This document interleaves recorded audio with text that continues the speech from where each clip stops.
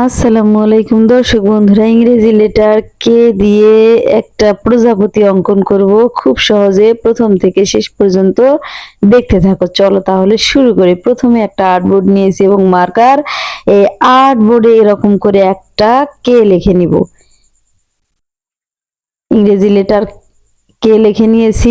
এরপর এখন এটা উল্টা করে দিছি। উল্টা করে নেয়ার পরে এটা বডি এঁকে দিলাম এরকম করে। এরপর এই বডি থেকে এঁকে দিব পাখা। দেখুন এরকম করে।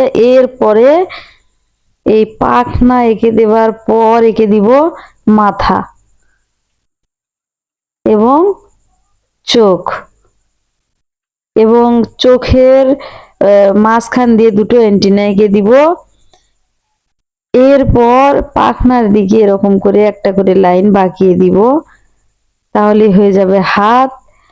এরপরে এখান থেকে এরকম করে পরপর একটি দুটি তিনটি একটি দুটি তিনটি এরকম করে দাগ টেনে দিলাম। এই পাখনার ডিজাইনটা এরকম করে করে নিচ্ছি। এর সাথে সাথেই শেষ হয়ে গেল ড্রয়িংটি।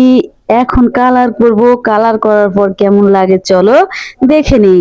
বডিতে করে নিচ্ছি বাদামি কালার, এবং মাথায়ও বাদামি কালার, এবং পাখনায় করে নিচ্ছি গোলাপি কালার, আর চোখে করে নিব কালো কালার। এর সাথে সাথেই ড্রয়িং করা এবং অঙ্কন করা শেষ।